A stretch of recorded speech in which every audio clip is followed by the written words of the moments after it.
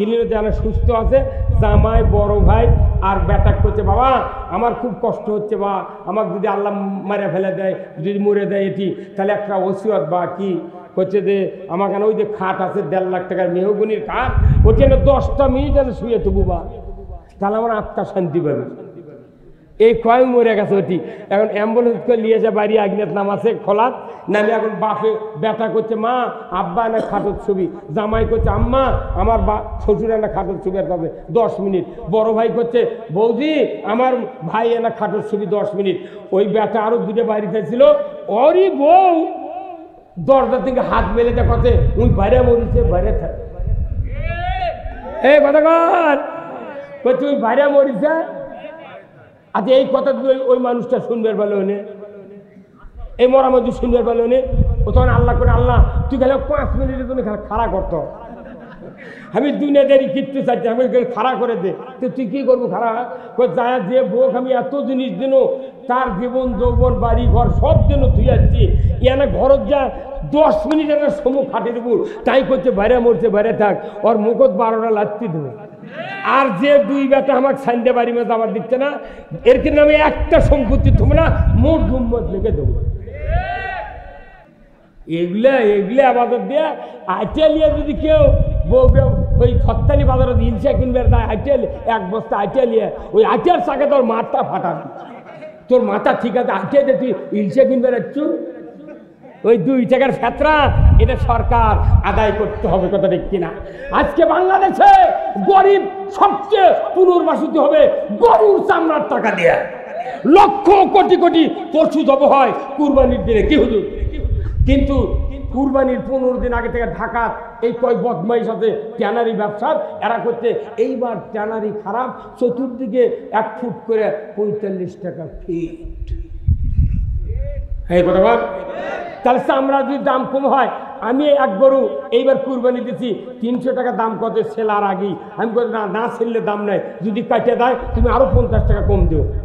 300 টাকা কয়ে গেছে, উনি আর দ্বিতীয়বার আসেনি, সেই চামড়া তো পুরো একটা মাদ্রাসার দিচ্ছি, উই লিয়ে যা 700 টাকা দিয়ে বেচছে, উই আবার যার কাছে বেচিছে করির হাটত উই বেচিছে 1200 টাকা দেয়া, উই আবার বগুড়া বেচিছে ওই কালীতলা চামড়ার আরো তো 2200 টাকা দেয়া, উনি আবার বেচিছে ঢাকাত, ওর দাম আর আমি শুনতে পারিনি, করছে ভারতত যাচ্ছে চামড়া পাকা করার জন্য, 1 চামড়া ভারতের থেকে পাকা করে আনলে একটা চামড়া 22,000 টাকা দিয়ে বিক্রি হচ্ছে, 22,000 টাকা দিয়ে বিক্রি করে আমাকে জুতা সুর বাটা জুতার কোম্পানি 1 জোড়া চামড়ার অরিজিনাল গরুর চামড়ার জুতার দাম নিচ্ছে 10,000, তারপরে 5,000, আর কাল্লার চামড়া দিয়ে 6 জোড়া স্যান্ডেল বানাচ্ছে 499 টাকা করে দাম।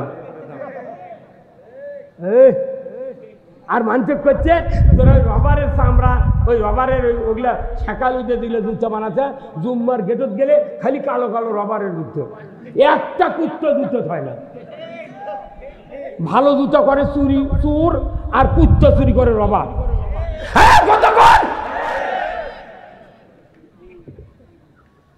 এগুলাই আবাদত দিয়ে আজকে গরিবের আমরা টাকা দিতে পারছি না, কয়েক বছর হলে আমার এই জীবনে 2.3 গুণ গরুর গোস্ত তার হচ্ছে সেই গায়ের চামড়া বেঁচেছি 4,500 টাকা দেয়, আর 4 লাখ টাকার গরুর চামড়া 350 টাকা দাম।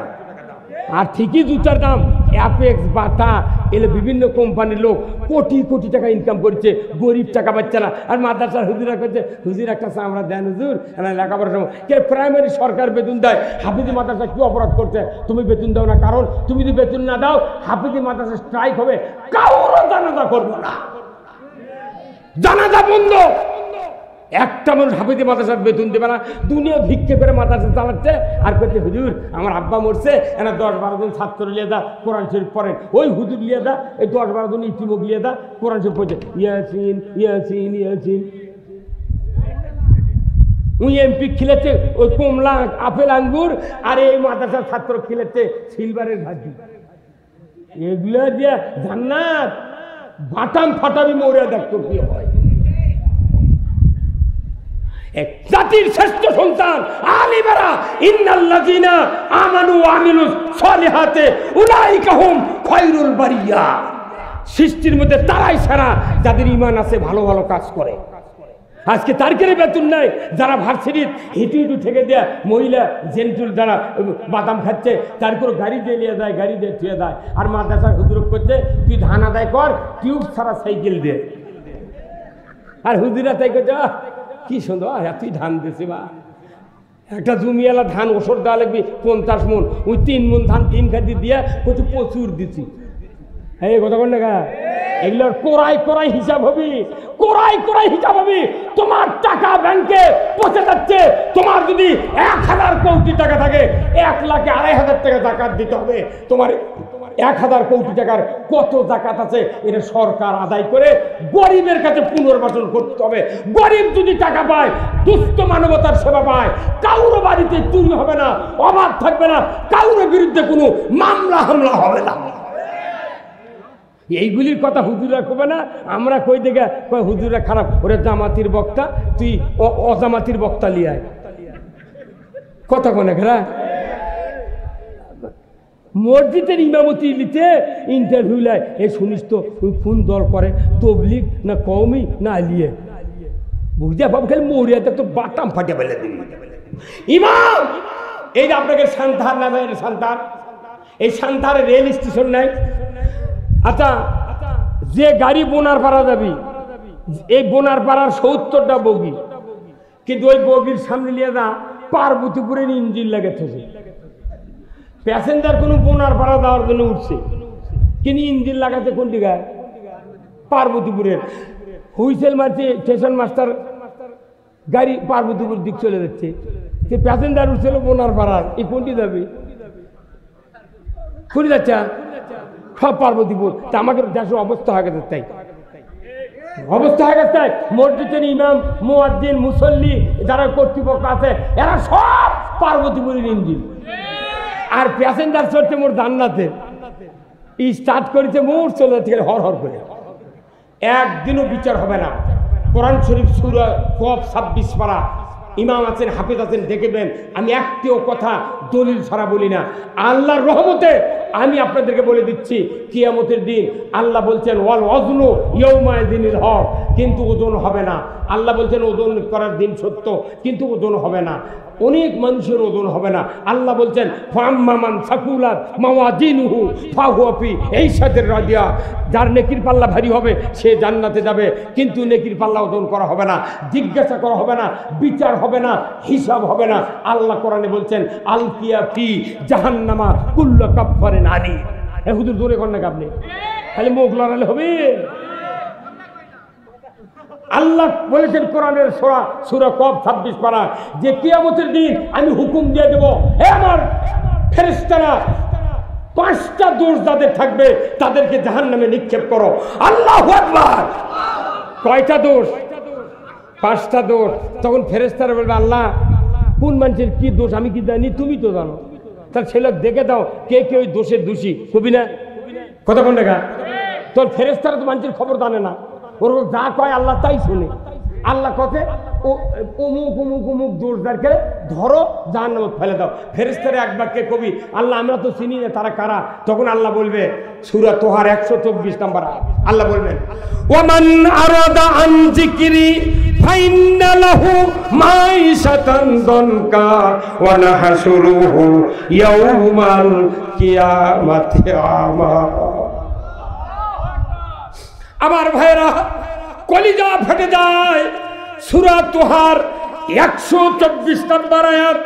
আমার আল্লাহ বলবেন ও দুনিয়ার ফেরেশতারা, দুনিয়ার ফেরেশতারা, দুনিয়ায় যারা মানুষ ছিল আমার বান্দা, তাদেরকে কোরআনের কথা বলা হয়েছিল, নবীদের বক্তৃতা তাদেরকে শুনে দেওয়া হয়েছিল, কিন্তু তারা বক্তৃতা আমার কথা শোনার পর যেভাবে চলা উচিত ছিল সেইভাবে না চলে উল্টো পথে চলেছিল।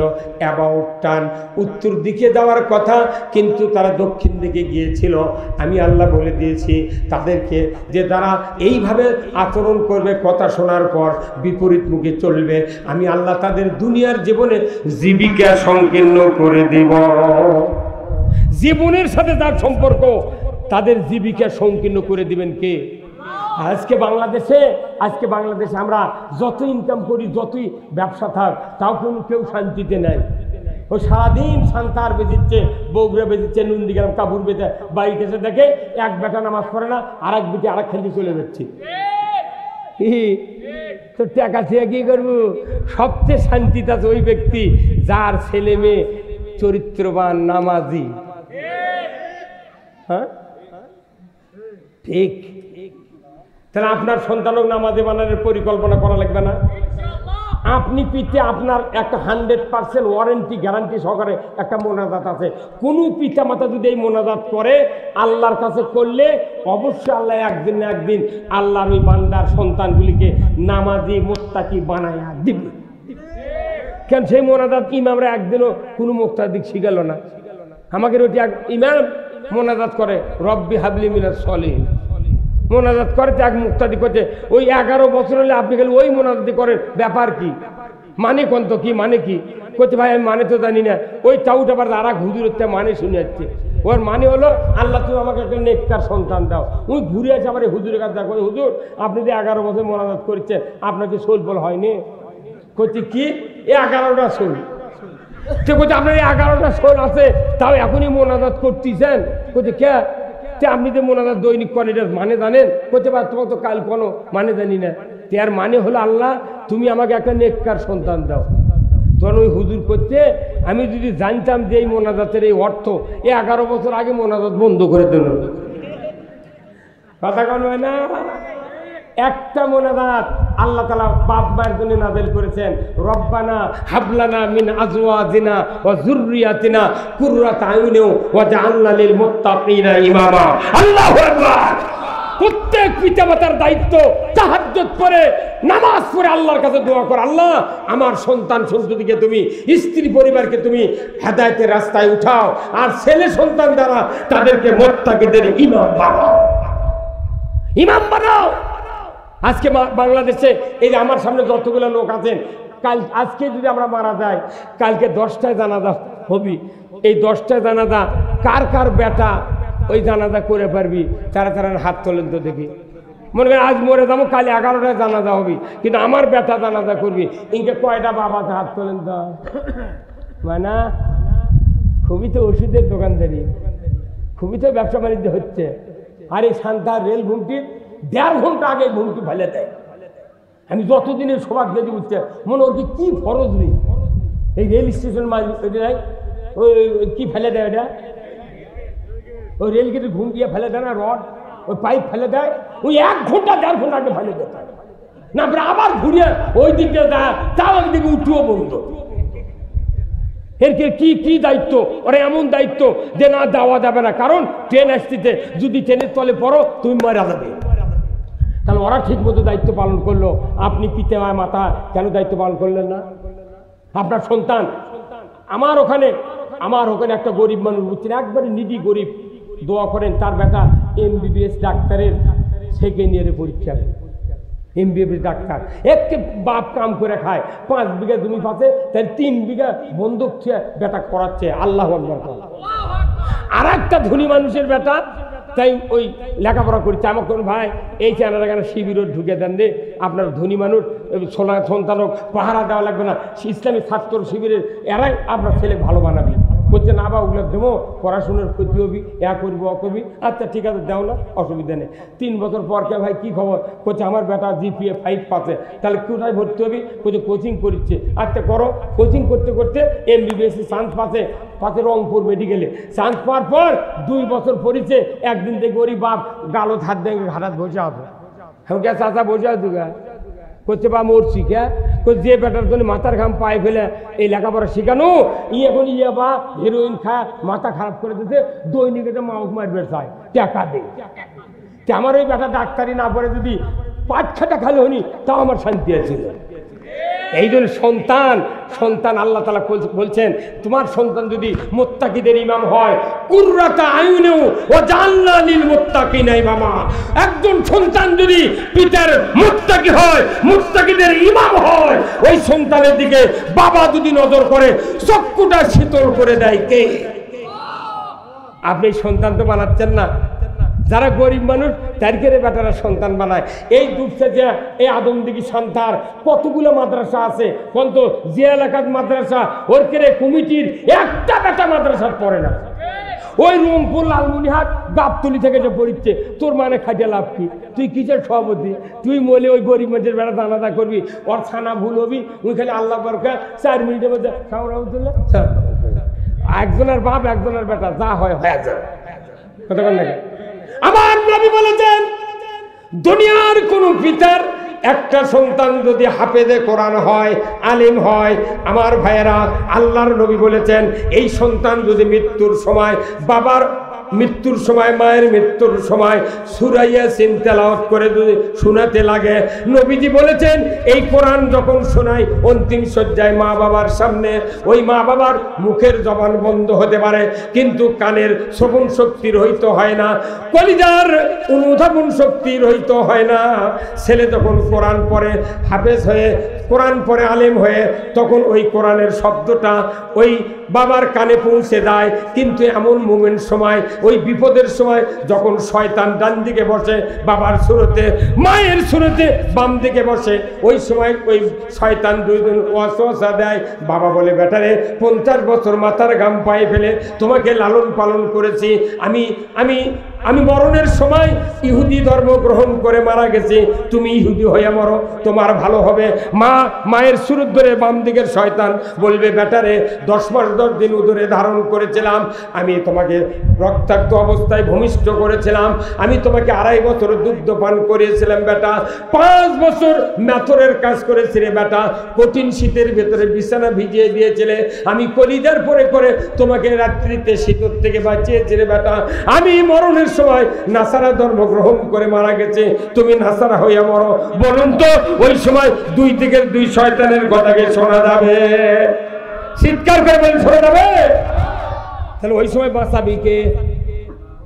হ্যাঁ, আল্লাহ বাঁচাবে। কাম ওষুধ খাওয়া লাগবি তেগিনকে আমার সাথে ভালো হবে না। আপনার ওই সময় বাঁচার একমাত্র পন্থা আল্লাহ রাসূল বলছেন, আমার নবী বলেছেন, ওই সময় যদি আপনার একটা নেককার কোরআন প্রেমিক সন্তান থাকে, হাফেজে কোরআন থাকে, ওই সন্তান যখন ওযু করে কোরআনের সূরা ইয়াসিন তেলাওয়াত করবে, ইয়াসিন ওয়াল কোরআনিল হাকিম, তেলাওয়াত শুরু হয়ে গেল। এই কথা যখন ছেলের মুখ দিয়ে বাড়াবে, ওই মৃত্যু যাত্রী ওই মা বাবার কানে পৌঁছে যাবে, ওই মা বাবা বুঝতে পারবে এই তো আমার সেই সন্তান, যে সন্তানকে আমি সান্তার হাফেজা মাদ্রাসায় দিয়েছিলাম, 3.5 বছরে আমার এই সন্তান হাফেজ হয়েছিল, এই সন্তান আমার তো সেই সন্তান। এইভাবে অন্তরে যখন বাবা বুঝতে পারবে, মা বুঝতে পারবে, আমার নবীজি বলেছেন ওই কোরআন শোনা আর বোঝার সাথে সাথে দুই দিকে দুই শয়তান আল্লাহর বান্দার কাছ থেকে ভাগিয়ে যাবে। ভিড়টা করে দিলে টাকা মায়ের পোকা বন্ধ হয় না? কোরআন শুনলে মৃত্যুর সময় ওয়াসওয়াসা শয়তান দেওয়ার থেকে পলে যায়। আপনার যদি কোরআন পড়ার ছেলে না থাকে, মেয়ে না থাকে, তাহলে আপনার এই মাদ্রাসার যা হাফেজ ডাকে আনতে আনতে হাফেজ দেখে কুষারে ভেত গেছে, আর মৌলবি গাছে আলু তুলবেন, ওই ডুব দিয়া বাড়িতে যে আস্তে আস্তে দেখা যাচ্ছে আজরাইল ধান কবজ করলে পার্বতীপুর পাশে। তাহলে আপনার কি লাভ হলো? ফেলছে কি লাভ হলো? গরিব মানুষের বেটারা মৌলবি হলো, তার কি উপকার? বাপ মরিচ্ছে, কোরআন পড়ছে, আর আপনার টাকার উপর শুয়ে আছেন, গোষ্ঠীর নেই। আপনার টাকা চেয়ে কি লাভ?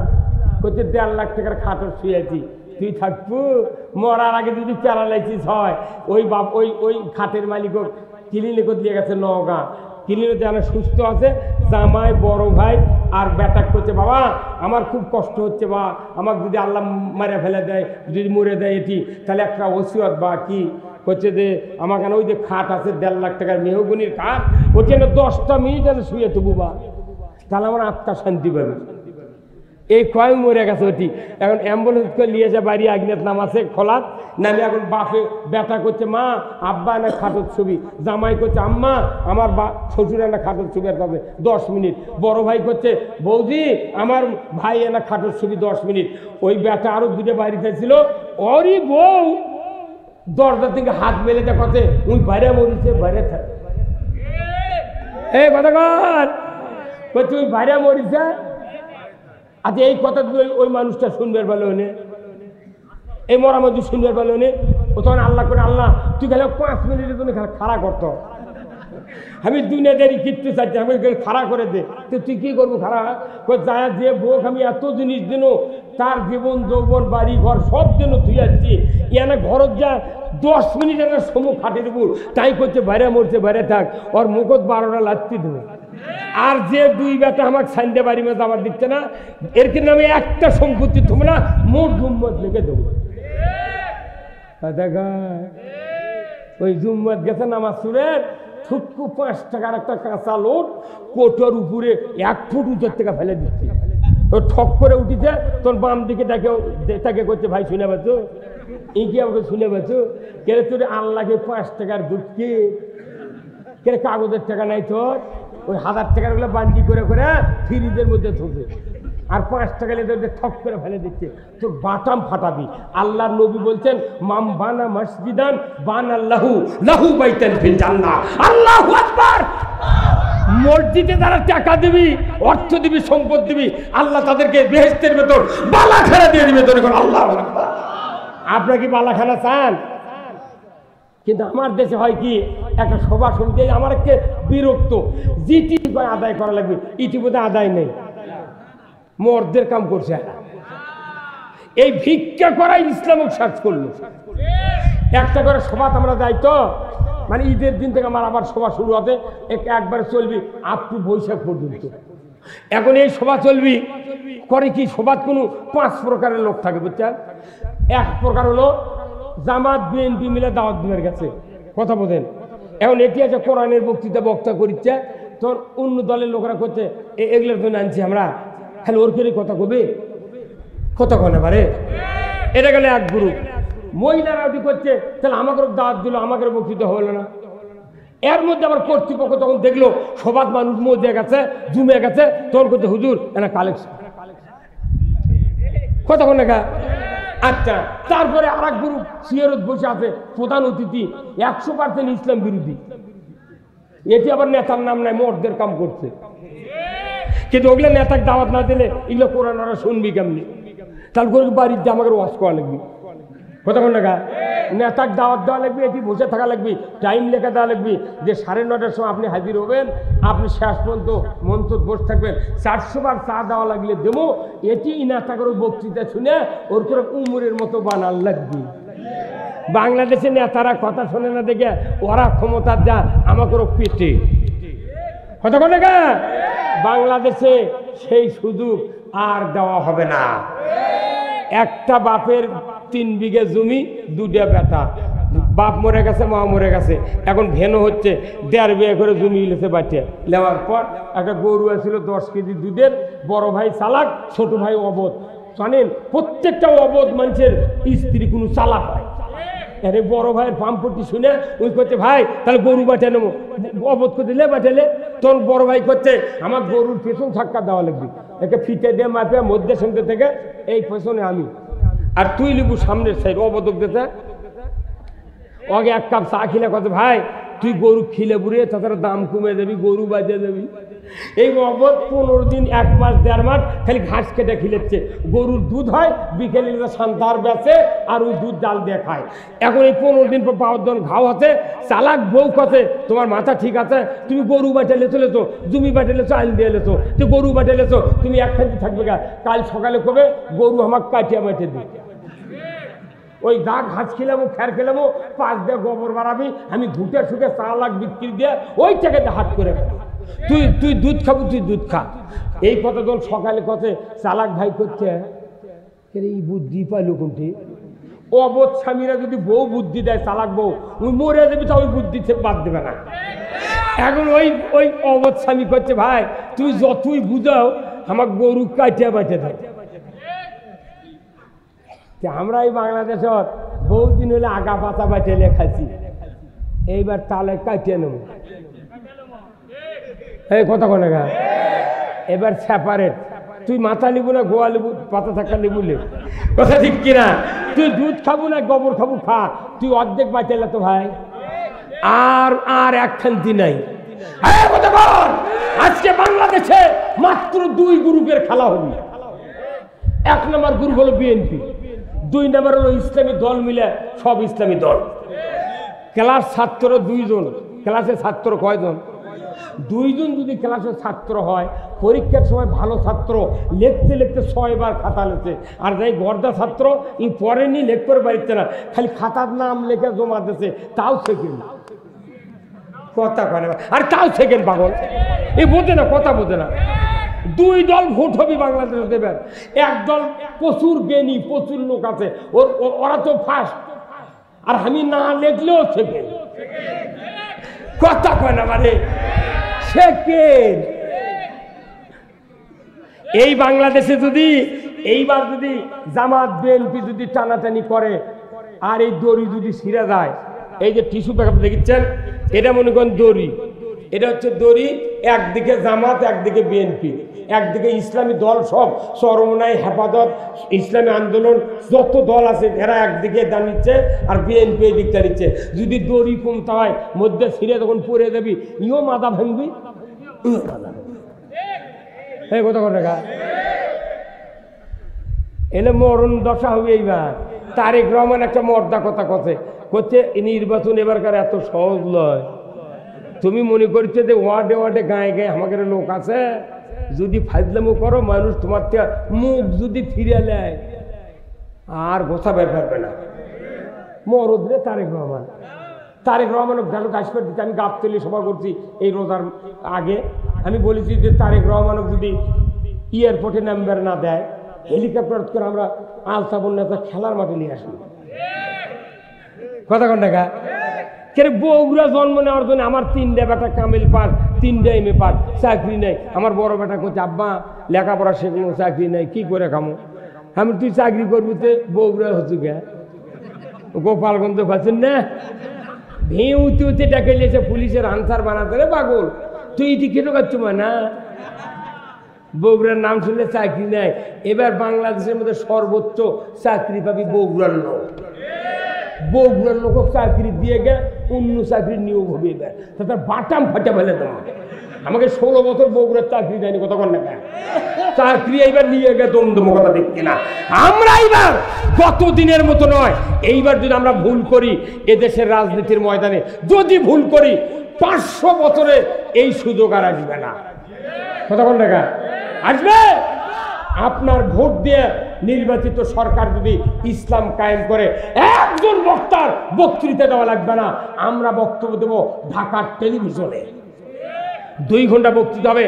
আপনারা জানেন না এই বাংলাদেশে মুরগিচোরা শাহরিয়ার আর তুরিন আফরোজ ব্যারিস্টার মহিলা আর হলো কালামানিক যা পিঠা কলার পাতা শুয়ে দিল, এই 3 জন মিলে বাংলাদেশের প্রখ্যাত আলেমদেরকে তালিকা করলো 116 জনার, তার ভিতরে আমার নাম দিয়েছে 108 নম্বরে।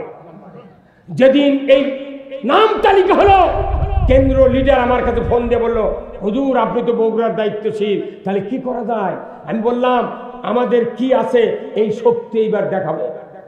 আমরা বললাম একজন কম দামের বক্তা হলেও, কমতা বক্তা হলেও তাও 2000 লোক তার বক্তৃতা শোনে। এমন বক্তা আছে বাংলাদেশে, মিজানুর রহমান আদানি 15 লক্ষ লোক বক্তৃতা শোনে। তাহলে এই সমস্ত বক্তা মাইকিং করে, পোস্টারিং করে আমরা ছেড়ে দেবো। যারা যারা এই বক্তাগুলিকে ভালোবাসেন সবার দাওয়াত নিজ খরচে ওসমানী স্মৃতি মিলনায়তন কিংবা পল্টনে হাজির হতে হবে। তখন প্রাক্তন একজন বিচারপতি, ফর্সা করে লোক, আব্দুর রুফের সাথে রিটায়ারমেন্ট হয়েছেন, ওই বিচারপতি বললেন যে সুদীজনকে যে বক্তারা যদি এই কাজ করে পুরো ঢাকা অচল হয়ে যাবে। তখনই স্বরাষ্ট্রমন্ত্রী আসাদুজ্জামান খান বলল, এই আপনারা একটু স্থগিত করেন, দেখা যাক আমরা কোনো ব্যবস্থা করতে পারি কিনা। তখন ওনারা যায় এই তিন ব্যারিস্টার ধরেছে, বিচারপতি ধরেছে, বলে এই কাম করলে কে তোমরা দেশে অশান্তি শুরু হয়ে যাবে, হাজার হাজার লাখ লাখ মানুষ আসবে ঢাকার, আমরা ট্যাকল দিতে পারবো না। কেন তালিকা করেছো? ওরা ঠেলার, ওরা কোনো তালিকা করছে আমাকে দুদক দেওয়ার জন্য। যারা টেকালে বক্তৃতা করে সেই দিন এরকে টেকা হতে বেশি, দুদক দিয়ে মামলা দেবো, এই নিয়েও তালিকা করছে।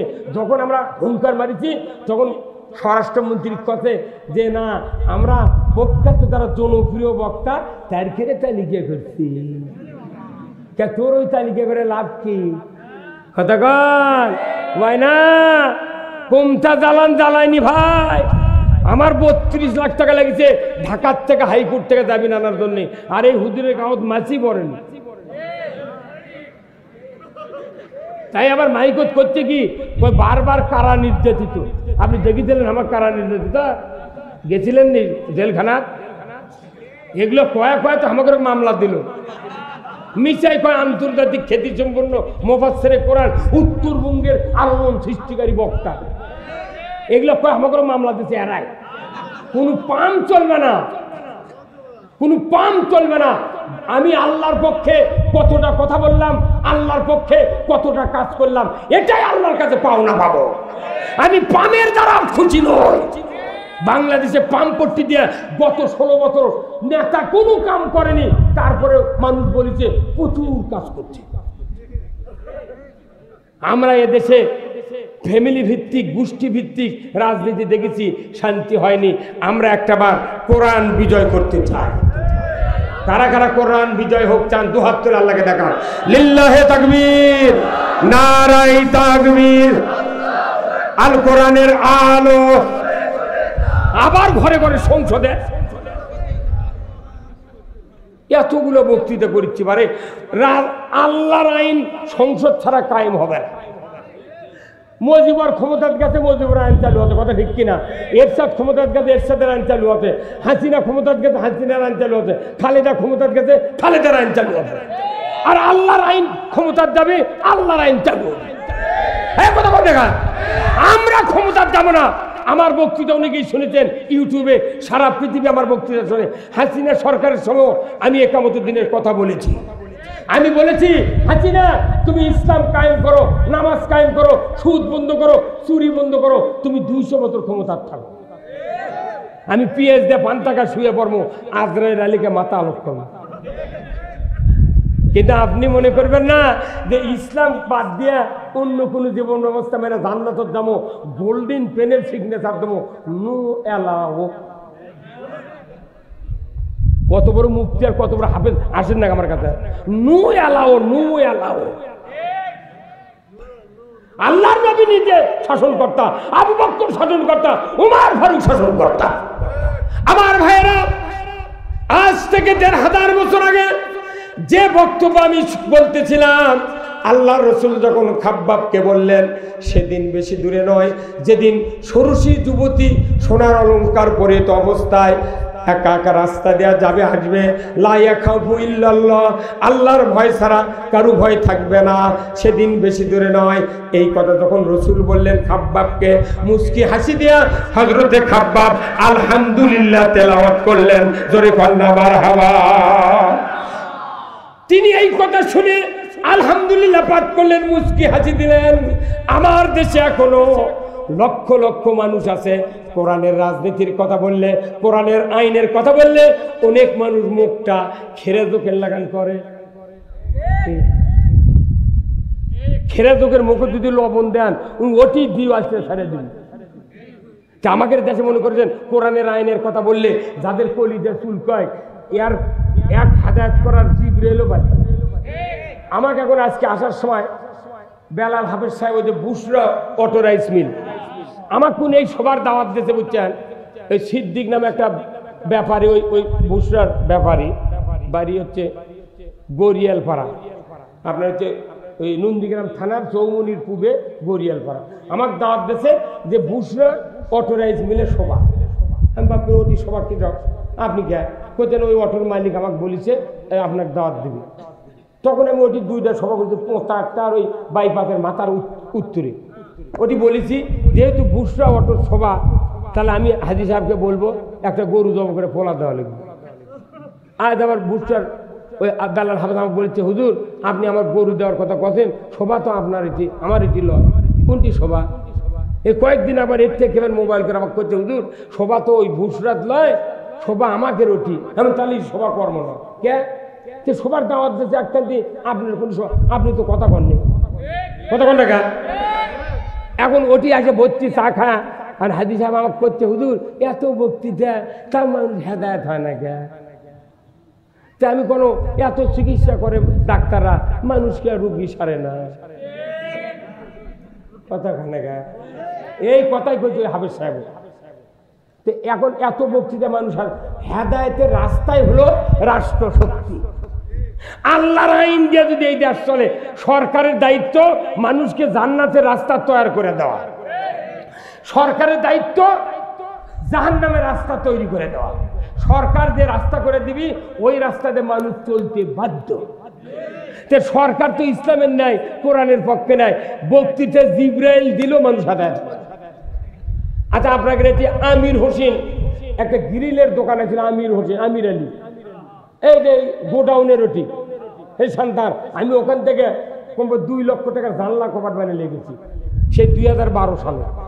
এখন এই গ্রিলের দোকানদারের কাছে দেখবেন এত বড় একটা ইঞ্জিন আছে, ঝালাই মেশিন আছে না, ওটা মিটার আছে, ওই থম্বা মিটারের থেকে লাইন একটা এটি কারেন্টের ঢুকাছে, ঢোকানোর পর এই দিক থেকে 336 তারের লাইন বার করছে, এখানে 329 তারের লাইন বার করছে।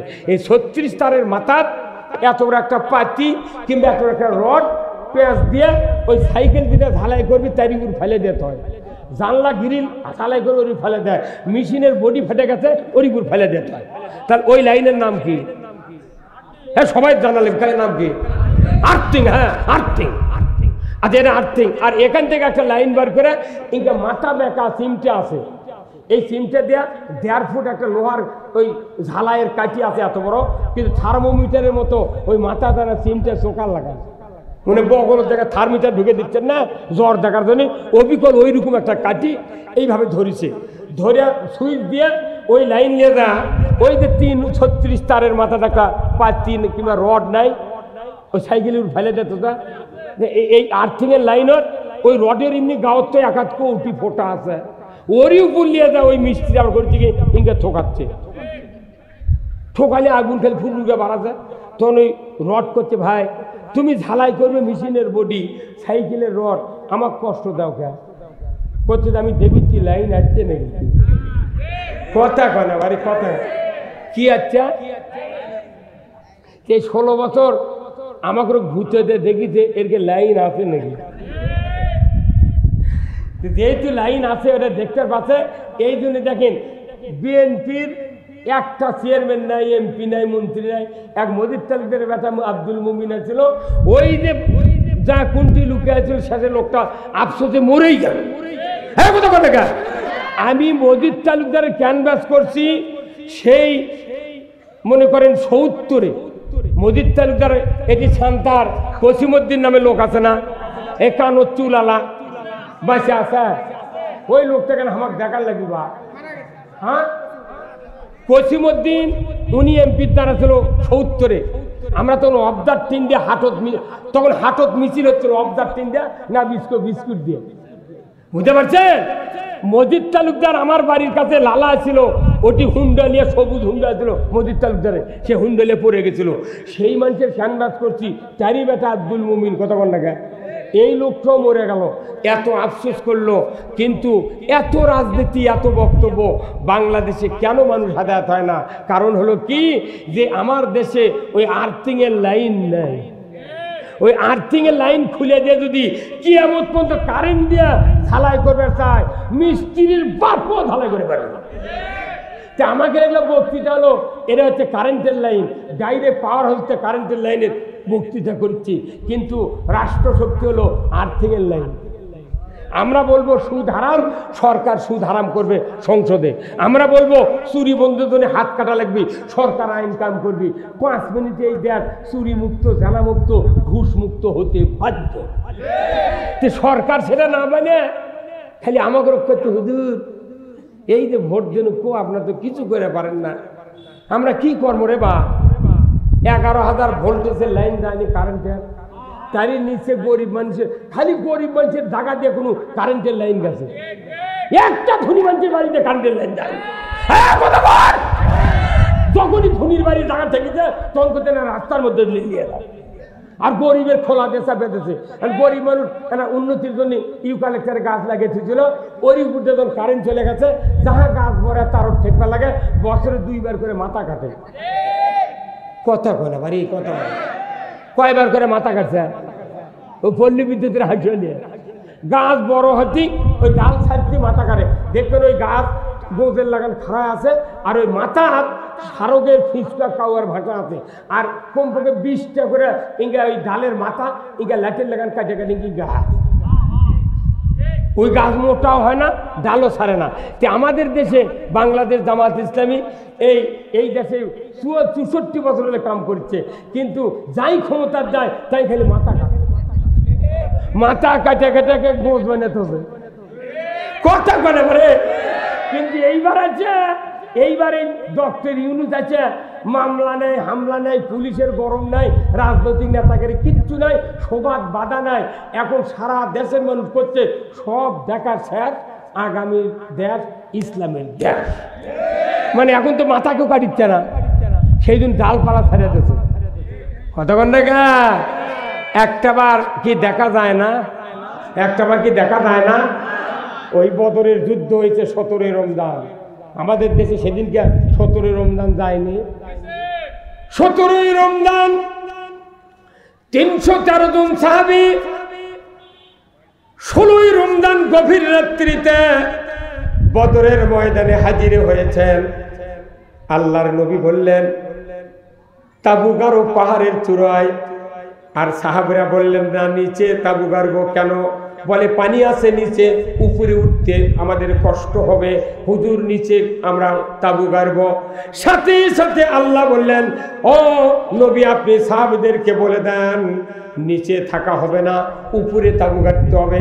আমি গভীর রাত্রিতে মুষলধারে বৃষ্টি দেব, এই বৃষ্টির পানি যদি বালির বাঁধ দিয়া পানি যদি সংরক্ষণ করতে পারেন, যে কয়দিন যুদ্ধ হবে 1 ফুট পানি বাহিরে যাবে না। বদরের যুদ্ধে পাহাড়ের চূড়াত পানি হচ্ছে মুষলধারে, বালুর আল দিয়েছে সাহাবীরা, সাথে সাথে বালু সিমেন্টের মতো টাইট হয়ে গেছে। যুদ্ধের জন্য প্রস্তুতি, ভোর রাতে তাহাজ্জুদ পড়লেন, এরপরে সিহরি খেলেন।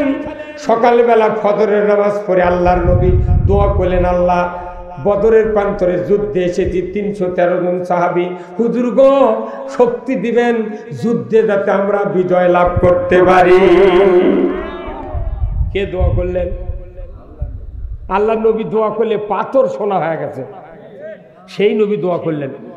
ঠিক সেহরি খেলেন, নিয়ত করলেন সাহাবীরা, ফজরের নামাজ পড়লেন, সূর্য দেখা দিল। আল্লাহ জিবরাইলকে বললেন, জিবরাইল যাও, যাও রে জিবরাইল, আমার নবীকে বলো 313 জন সাহাবী সহ রাসূল আজকের দিনের রোজাটা যেন ছেড়ে দেয়, রোজা যেন ছেড়ে দেয়। কেন রোজা ছেড়ে দেব? আল্লাহর নবী হযরতে জিবরাইলকে বললেন, কেন ছেড়ে দিতে হবে রোজা? জিবরাইল বললেন, আল্লাহ বলেছেন রোজা ছেড়ে দিতে হবে এই জন্যে, ওই কাফেরেরা ভাত খাবে, রুটি খাবে, খুরমা খেজুর খাবে, পানি পান করবে। আপনি অনাহারে থেকে যুদ্ধে যদি পরাজিত লাভ করেন, তা পরাজিত হন, তাহলে আপনাকে ওই মদিনার রাষ্ট্রে আর থাকতে দেবে না। দুনিয়ার থেকে বিদায় করে দিয়ে ইসলামী রাষ্ট্র দখল করে তারা অনিসলামিক কার্যকলাপ চালু করবে। হে রাসূল, রোজা ছেড়ে দিয়া যুদ্ধ করেন, কারণ এই রোজার চেয়ে সবচেয়ে দামি কাজ হলো ইসলামী রাষ্ট্র রক্ষা করা। রোজার চেয়ে দামি কাজ আল্লাহর আইন বিজয় করা। যদি বলেন আল্লাহু আকবার। একটা রোজা যদি কেউ ইচ্ছা করে ছেড়ে দেয়, 60টা রোজা করতে হবে। 59টা করার পর যদি রোজা আরেকটা ছেড়ে দেয়া পরের দিন করতে চায়, নবীজি বলেছেন আবার 60টা রোজা করা লাগবে। রোজা এত বড় দামি আবাদত, সেই রোজা ছেড়ে দেন আল্লাহ কাছে তুমি যুদ্ধ করো। উহুদের যুদ্ধ, বদরের যুদ্ধ হয়ে গেল। উহুদ যুদ্ধে যখন রাসূল মদিনায় গেলেন, উহুদের যুদ্ধের পূর্ব মুহূর্তে কাফেররা হুঙ্কার দিল যে বদরের প্রান্তরে আমাদের নেতাকে তোমরা হত্যা করেছো, আবু জাহেলকে, আমাদের অনেক নেতাকে তোমরা দুনিয়ার থেকে বিদায় করে দিয়েছো। মদিনায় গিয়া আব্দুল্লাহর বেটা মুহাম্মদ আবার মাথা মারবে, এটা আমাদের সহ্য হবে না। অ্যাটাক করব মদিনাকে।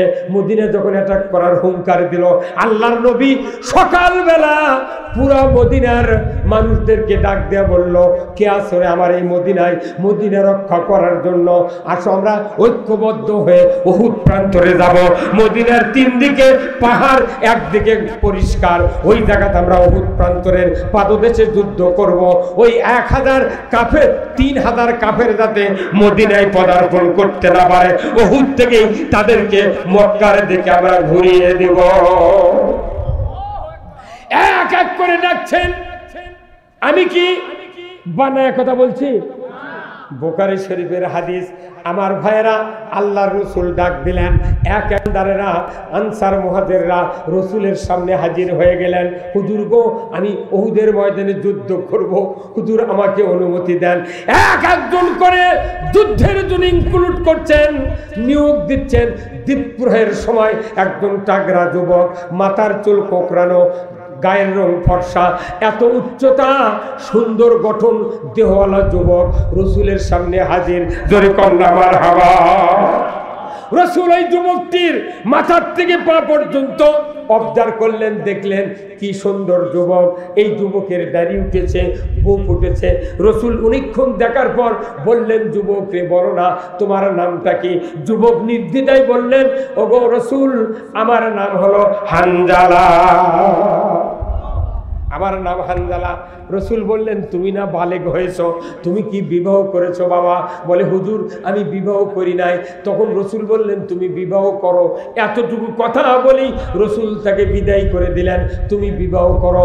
ওই হানজালা যুবক মনে করলো, আমি যুদ্ধের ময়দানে যাব, হুজুর আপনি কেন আমাকে বিবাহ করার কথা বললেন? বলে, যাও তুমি বিবাহ করো। উনি বুঝতে পারলেন, হয়তো বিবাহ যদি আমি করতাম আগে, তাহলে আজকে যুদ্ধের ময়দানে যাওয়ার অনুমতি পেয়ে যেতাম। উনি বুঝেছেন, বিয়ে করলি আর যুদ্ধে যেতে পারতাম। আল্লাহু আকবার। উনি আর দেরি করলেন না, মুহূর্তকাল দেরি করলেন না, সামনের দিকে দৌড় দিতে লাগলেন, বাড়িতে চলে গেলেন। বাবাকে বললেন, বাবা নবীজি বিবাহ করার জন্য বলেছেন। জোরে কন্যা মারহাবা। আমার দেশের সন্তানেরা বিয়ে করবে চায়, তাও বাপ বিয়ে দেয় না। দুলা ভাই কষে, না না কষে, দাদা কষে, দাদা আমাকে বিয়ে দেবেন না, আমার বাপু কেন কন্ত। এ যা যখন দুলা ভাই কষে ওর বাপক, ওই না না কষে বাপক, জামাই বিয়ে দাও, লাঠি কামান ইদিক উদিক তাকাচ্ছে। যখন ওই বাপ, ওই অবধ বাপ, ওই ব্যাককেল বাপ করছে, না ওই পায়ের উপর দাঁড়াক, করছে পায়ের উপর দাঁড়াক, কেউ কেমন শুয়ে থেকে যাচ্ছে।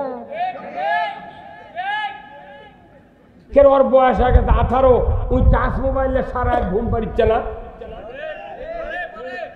সারা রাত ঘুম পাড়িচ্ছে না।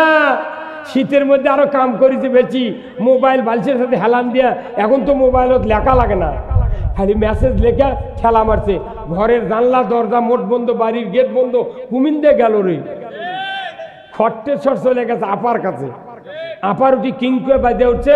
উনি দেখে আমার জান পাঠাছে, উনি আবার লেখা ফেরে দিছে, চলে যাচ্ছে। ঠিক এগুলা কাম হচ্ছে দুইজন আল্লাহর ওলি আর অলিমা। রাত 12টার পর ফ্রি টক টাইম, কথা হচ্ছে কথা বল না। এখন নানা কলো, নানা কলো, ভাই কলো, জামাই কলো, ওর বিশ্বাস হয়নি, করছে পায়ের উপর দাঁড়াক। তাহলে উনি কি শুয়ে থেকে যাচ্ছে? ওর বিয়ের বয়স হবে, আপনি বিয়ে দিচ্ছেন না কে? আপনার এর টাকা কে খাবি? যখন আর একটা মেয়ে নিয়ে যাবে, বাইর করে নিয়ে যাবে, তখন কেঙ্কা হবে না? কেঙ্কা হবে না? আল্লাহ রসুলের বয়স মাত্র 25 বছর।